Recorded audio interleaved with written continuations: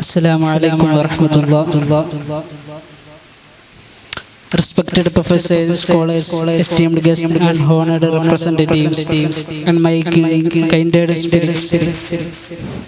It is my great pleasure to welcome you all to the Peace Conference, an event where we gather in the spirit of unity, understanding, and harmony. Today, as we come together for different parts of the world, we are united by a common goal: explore and promote peace through dialogue and shared values. As the representatives of the United States, you are cordially invited to participate in the Peace Conference in celebration of the birth of Prophet Muhammad sallallahu alaihi wasallam. This event united delegates from the United States, the UAE, and India to reflect on the prophetic values of peace, compassion, and justice, which are vital for building a harmonious society. Prophet Muhammad sallallahu alaihi wasallam exemplified mercy and kindness toward all beings, justice for equality in the dealing with people.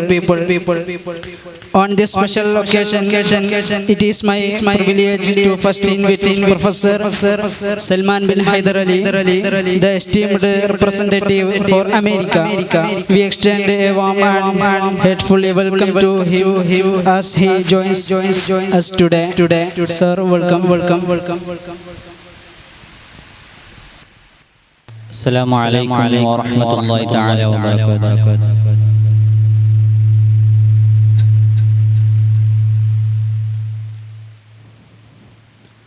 Respected teachers, dignitaries, and my dear friends. On this blessed occasion, as we gather to honor the life of Prophet Muhammad sallallahu alaihi wasallam, it is fitting that we also take this opportunity to reflect on one of the most profound aspects of this teaching, Islam's commitment to peace. Today, I want to explore how this message of peace is not only central to Islam but also offers timeless solution to the challenge we face our world today. Dear friends, Islam is fundamentally a religion of peace and tolerance. This is the core message that Islam conveys to all of humanity. Every Muslim is a bearer of the message. Whether in their daily interaction with friends or when addressing a gathering, or believed the Prophet Muhammad sallallahu alaihi wasallam was the ultimate embodiment of peace and mercy. One of the most striking examples of his unprecedented compassion is the conquest of Mecca, known as Fateh Makkah. After this history victory, the Prophet Muhammad sallallahu alaihi wasallam displayed extraordinary mercy towards his former adversaries. He declared that whoever entered the house of Abu Sufyan is safe. This was an unprecedented act. In the annals of human history, the people of the forgive were the very same who had inflicted immense suffering upon the Muslims, causing the death of the countless men, women, and children. And the Prophet Muhammad sallallahu alaihi wasallam chose to forgive, demonstrating that Islam's message is one of the peace, even the face past enmity.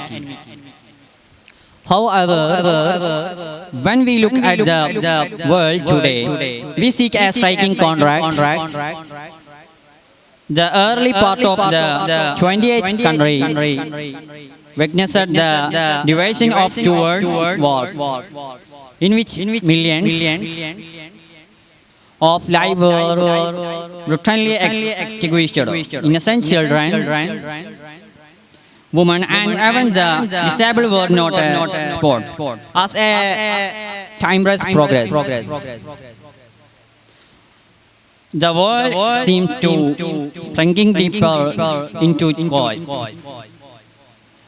Powerful nations are investing enormous wealth in accumulation weapons of mass destruction rather than fostering peace. We are all living under the dark shadow where the threat of war and violence loom large. Conclude my words. Thank you so much. Assalamu alaikum wa rahmatullah.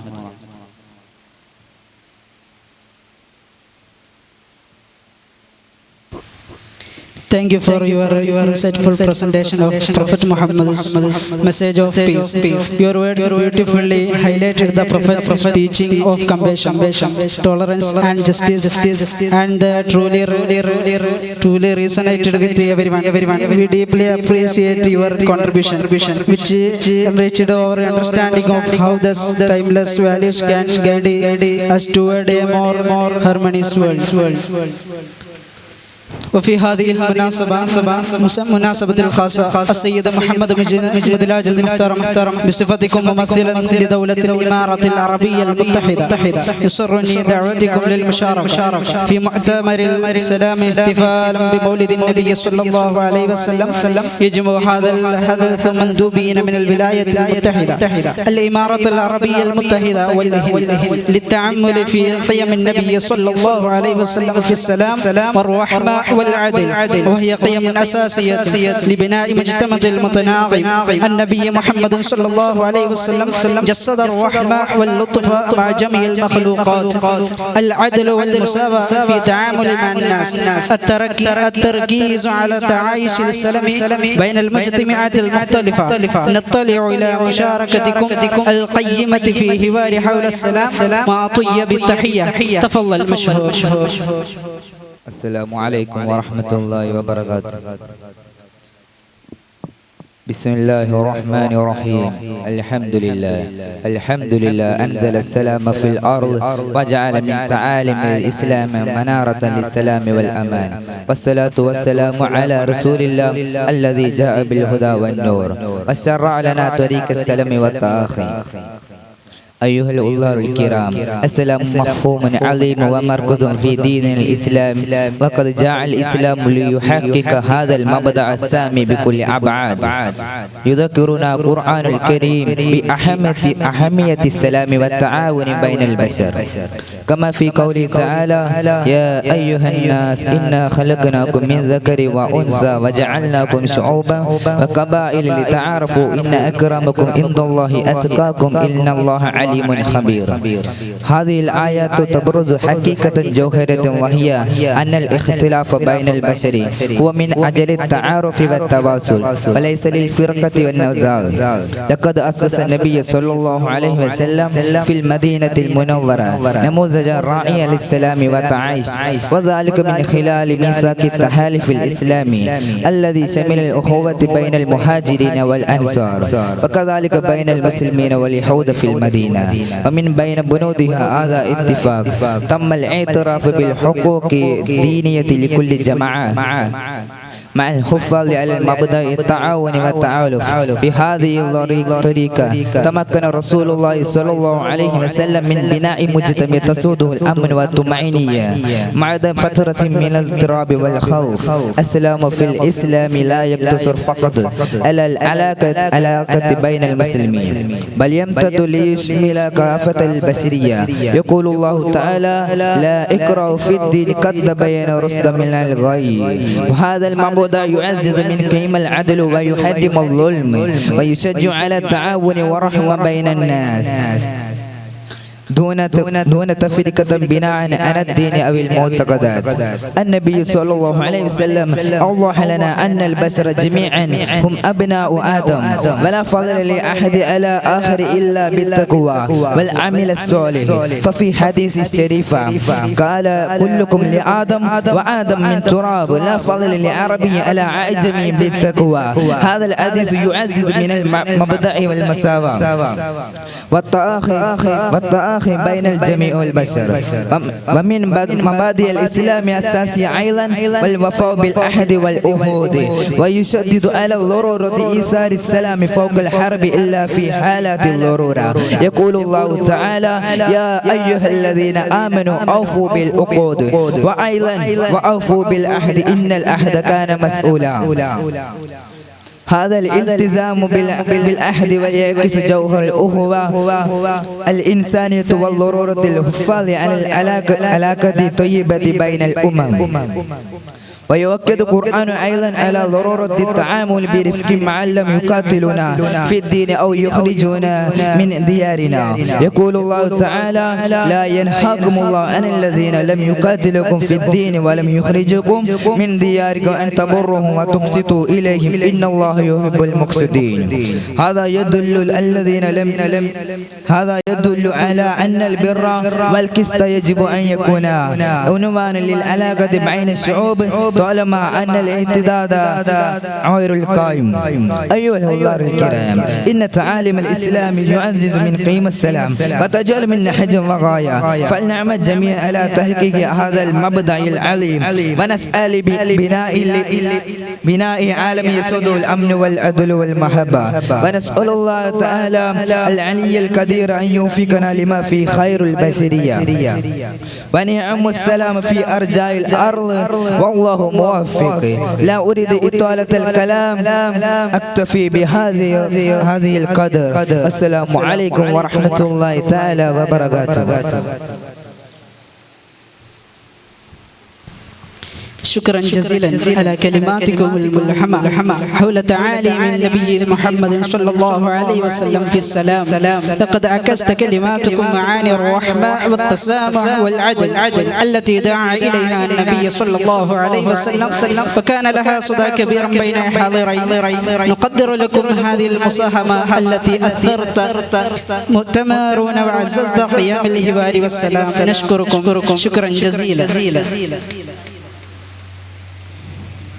इस खास मौके पर ये मेरा एजाज़ है कि मैं सबसे पहले प्रोफेसर मोहम्मद मुफीद को दावत दूँ, जो हिंदुस्तान के मुअज़्ज़ज़ नुमाइंदे हैं।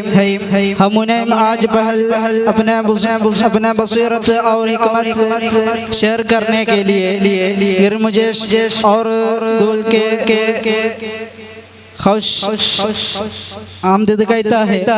उनको मौजूद के बीमार इज्तिमा को मजीद बामाना बनाते और हम उसका कॉन्फ्रेंस में उनके कीमत शरीकतों के मुंतज़िर।